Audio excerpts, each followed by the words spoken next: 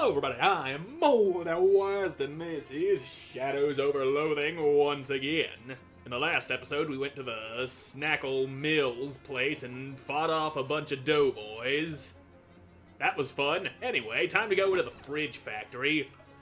What you got here? These fridges are brand new and empty, and thus quite boring. Unfortunate. What about this workbench? Doesn't seem big enough for refrigerator repairs. What can we make? Basic combat items? Fancy items? I have frosty flakes and powerful grit. What can I make with you? A fresh spackle. That's a lot of health and a bleeding cure. Cold damage and reduce enemies' muscle. But I think I'm gonna hold off on doing that. Anything in this thing that I can take? I found an awl and scrap metal and anarchist's hardware. Wouldn't you know it? I could make some fancy shit with that. An abrasive discus. Physical armor. Ice bomb. Ooh. Got me an ice bomb, and I'll make that abrasive discus too. Those will be very helpful at some point, I just know. The control booth is locked from the inside. Somebody's gonna be in big trouble. Well then, it looks like something's going down over there. Hide and watch. It's all here, 40 cases. It's all here, Gluck, young. Okay, that's weird. General Ruse, what are you doing here? Surprise inspection. What? This was not part of the plan. What the heck? Good question. No time to check this out. You should see what's going on over yonder. There seemed to be a bit of a standoff between the mob guys and the other ones. The square-jawed military crap creep notices you and starts yelling, "Hey, you there! You do not have clearance to be here! Who are you?" "I am Garplot Fudro. What's wrong with your hat?" "It's a standard-issue military hat. There's nothing wrong with it. It's all spooky and, like, you can see stars through it." "Stop trying to distract me. Hey, look, Ted Hut. I order you to kill this intruder on the double." Uh-oh. The military guy grunts and then leaves the same way he came in a horrible, weird spiral of negative space. The weird shadow monster that was once a person turns to face you. Hello? Shadows begin to gather around him, abstracting, menacing shapes. Hey, you mob guys, can I get you to give me a hand with this?" I could back away and look for some other solution that would probably involve that crane in the refrigerator, but I'm down for a fight. Considering the newly terrifying Mr. Gluck is between us and the exit, it seems like we got no choice. Well, come on, let's go get this Gluck guy. Okay, yeah. The mobster's shadow bonk. Ah, you shadowed and you bonked and that's just rude. So that's Gluck. Shadowy slab. Cannot take more than 5 physical damage at a time. That thing's gonna hit me for cold. You're gonna hit that mobster. He's fine with it, trust me. I know how he is. He'll be fine.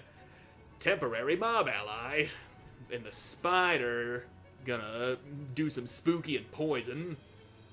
I don't like the idea of spooky. This can make people bleed, but I ain't doing that anyway. You can have a rock. You got 5 of that left. This thing can have another rock. And I'ma kill you before you can go poisoning anybody. Goodbye, spider. Ah, spooky. Ow, cold. There you go. He's down. Now, Gabby can slap that thing for only 1 damage. That's annoying. Well, here, do some heals. That'll be nice. Now... Okay, Shurgle-Turg's healing him. That's what's happening. Now you suck on rock. That's better. And have a saber. There you go. Now it's just us and Gluck. And he's just touching people, rubbing that spook all over him. Why are you touching people? That's just gross. I can slap you for 2. I can also do some healing spores for Gabby and my little mob friend. There you go. Now, maybe you'll... Yeah, you do not have enough to survive this incoming spooky. But if I was to... I could... Damn it. I'm torn between honking and throwing a rock. Well, whatever. Have the rock. If we can kill him fast enough, then he won't be able to be doing more stuff. This does... Okay, that gives me some armor. Frost bomb. That I probably should have used that when there was more than just Gluck. Have this all. There you go. Give him a little shank, a little poke. Bleeding. You got blood oozing out of you. And cut your face. There you go. Bleedy time. Oh no, Gabby. You're only shooting him for 1. You gotta shoot harder than that. Come on! Look, I can throw a rock harder than that gun goes shooting bullets. Put some finesse into it. Put a little muscle into it. Your moxie, your shit. Oh, the bleed killed him. With the shadow creatures defeated, the 2 mob guys brushed themselves off. Whew, this caper's got me all balled up. And how, the whole scene is nutty as a squirrel's mistress. Come on, let's amscray. They tip their hats to you and make for the door. Now, what's going on with what's left of him? He mostly dissolved into a cloud of that weird shadow stuff, but there are a few objects on the ground. A pocket watch, a bank pouch, and an official-looking document of some sort. Well, bank pouch full of meat. That sounds useful. The deed to the speakeasy. You take a quick look at this document, it turns out this is Gluck. This Gluck guy is the owner of the speakeasy, and now you are, maybe. Is that how deeds work? Well, what do you know? Anyway, there's no reason to mess with the crane now. Yeah, I could have dropped the fucking fridge on that guy, but fighting's more fun. This booze looks dangerous. It also appears to be tainted with some kind of sinister magical energy. Oh, this fridge is plugged in, and the note says, experimental, not for lunches. What's inside? The fridge has been fitted with an experimental automatic ice cube maker. Unfortunately, it's made of one single gigantic ice cube that fills the entire fridge. I guess if you ever need a block of ice as big as you, here's where you can get it. Yeah, I'll keep that in mind. Now then, you don't have to leave the building to open your map. By the way, you can hit the button that corresponds with the napkin and head back to Plunkett Street with a quickness. Okay, good to know. I probably should have noticed I can do that. Anyway, Plunkett Street. Let's head on back to base. We got that pocket watch we were after. A thin, nervous-looking man in a suit stops you. Excuse me, sir. Do you fear for your safety in this dangerous city full of hoodlums and criminals? Well, I didn't until you said that. Then it's a good thing you met me. I have a solution for you right here. What are you selling? He holds up a small case and opens it, displaying a selection of the tiniest pistols you've ever seen. Derringers. With one of these up your sleeve, in your sock, or wherever you think you can hide it. Personal self-defense is right at your fingertips. Are concealed pistols legal in this state? What? Probably. Sure. What are you charging? It's yours for only 30 meat. Fine, I'll take me an extra small Derringer. Thanks, you won't regret this purchase. Yeah, I probably won't live long enough to anyway. I doubt a bullet that small would do any real damage to somebody. What's that Derringer do? Deals your moxie plus 2 physical damage. This gun is small, but it packs a modest punch.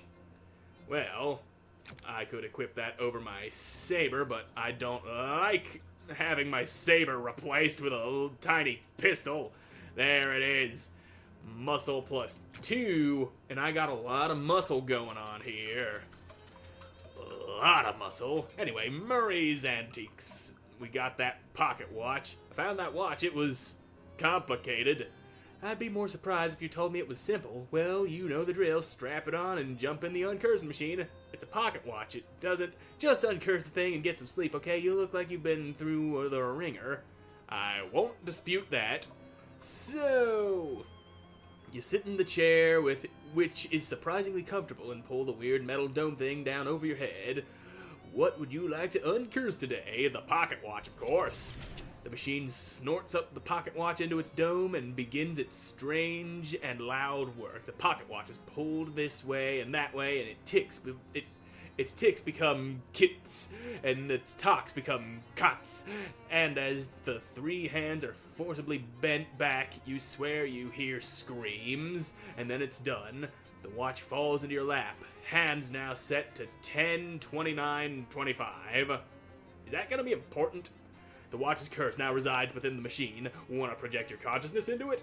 Yeah, let's go. In your mind's eye, you see the hands of a pocket watch spin back on themselves with jittery violence. With each revolution, the face of the watch itself expands until it's larger than you, and the building, and the street. Your whole world lives in the blur of the fast-running hands, in which you see life go by in reverse time. Submarines turn to long ships, cities, stone dwellings, cowboys to courtesans, and you are traveling faster and faster to the beginning of time itself, and there's no telling when this ride will end.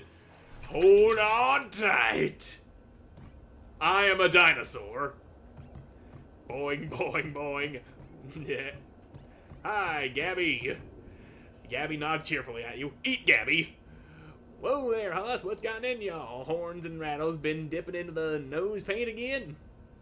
Gabby doesn't talk like that. Sure is, partner. Sure is. Hey, Gabby, I'm a dinosaur. Arg, oof. Whoop, ah, peepaw. I'm the quickest draw in the West. Sure enough. R indeed. Yep, books and shit. To do, open door, eat Jessica, eat Charles, eat cat. Well, let's eat Jessica then. What strangeness artifacts afflicts thee? Never mind, for the sun transits the horizon, and I grow ever the more in need of thy assistance, understand? Whilst you sleep under this roof, thou art my lodger, and a signature on this paperwork is by me required. When did you start talking like this? Norgbor. A provocative remark, sir, and by thee well made. Well, not sure what to do about that. The clock. I can still open the door, eat Charles, and eat the cat. The phone. Check the messages. There's nobody you need to call right now. Check the message pad next to the phone. There's a note for you. Dinosaur. No phone number. Yep. I just ate the phone. Like, legitimately ate the phone. No more phone for me, I guess. Charles. Guar. Hey, easy does it, baby. We're all hungry. Please help. I am a dinosaur. Oh, yeah, baby, yeah. Well, I don't see how that helps me, but talk. Real groovy pocket watch you got there, Garplot. I like the way it tick, tick, ticks. You understand me? Yes. A lot of power in that timepiece. A lot of power. Would you make a promise to me, baby? Would you promise not to throw that power away? A lot of good can be done with that groovy power, baby. Charles doesn't call me baby. Arr, I hear you, kitty cat. What do you say, kitty cat? Will you do me a promise? Promise not to throw away the groovy power in that timepiece? Sure, I promise. Groovy, kitty cat, absolutely smashing. Shake on it, kitty cat. He holds out his hand, but I ain't got the dexterity to go shaking his hand. I'm a dinosaur. What about Calliope? Yep. Well, didn't think you would actually eat the cat, or at least try. There you are. Come back here. Come to Dino. Come to Dino Daddy. You will not escape me. I wonder if Gabby and Jessica have anything else to say.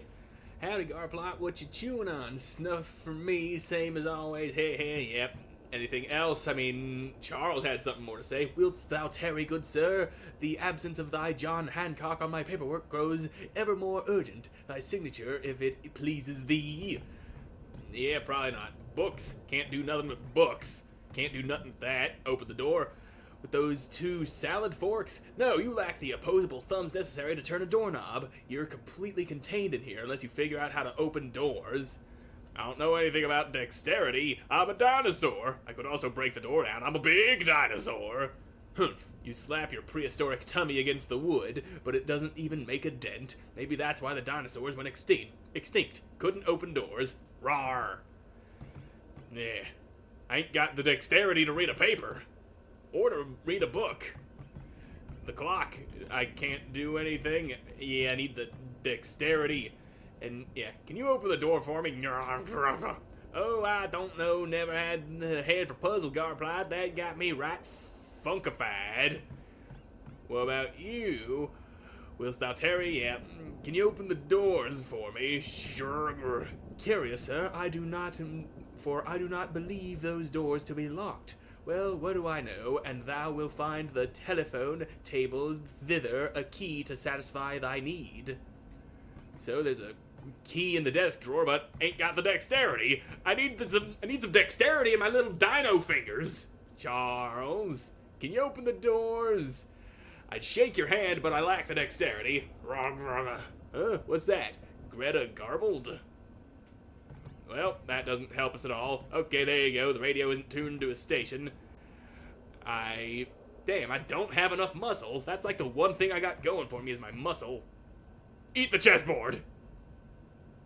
Chomp chomp. So, that didn't really help. How would a dinosaur go about gaining dexterity? 200 to unstitch the rug! Kick the chair over. Hey! Look at ya, flail those little dino hands. Yeah, I got me some dexterity now. Flip the table. Relax, kitty cat. Now, damn, that's not enough. I'll pull the drawers. That's some dexterity. Oh, behave. I will, once I've got the dexterity.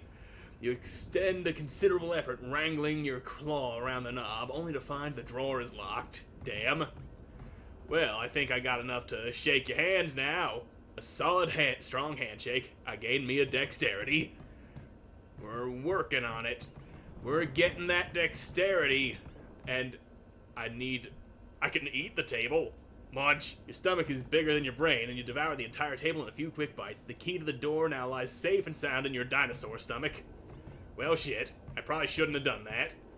Anyway, read me a book. You can't relate to most of the books they have here, but there's a travelogue by a Diplodocus that proves moderately diverting. And sure, what's going on here? You peruse the newspapers, claws making only minor holes in the pages. Gabby, you can't get no dexterity out of you. I can add to the list. Your talons carve the letters HELP into the chalkboard. Open door, eat cat, HELP! Now, yeah, I can sign my name. I got some dexterity. You scrawl an uneasy line. I'm much obliged, Garplot, and I hope from now on thy sleep is all the more sweet for its legal correctitude. Well, okay. I can open doors now. What's going on in this door? Okay, not what I was expecting.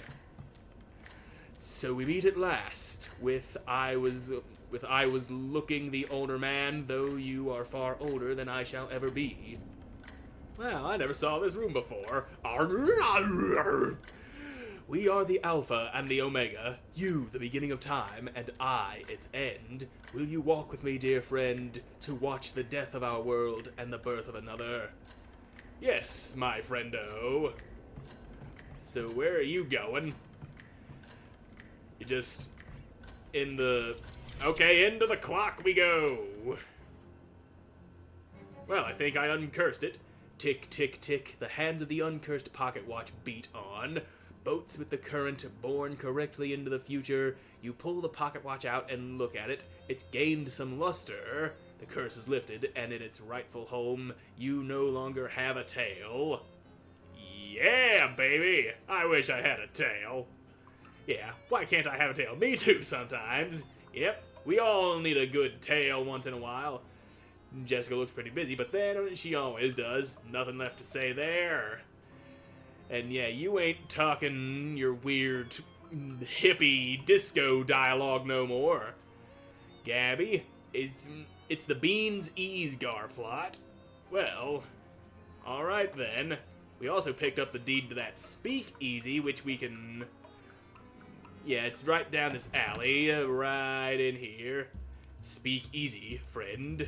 Indeed, what is wrong with your head? Is that just a shaved head you got going on. Anyway, we own this place now, and we'll see what that entails in the next episode, because I'm all out of time for this one. So thank you all so much for watching. I hope you enjoyed watching, and I hope to see you again in the next one. Goodbye.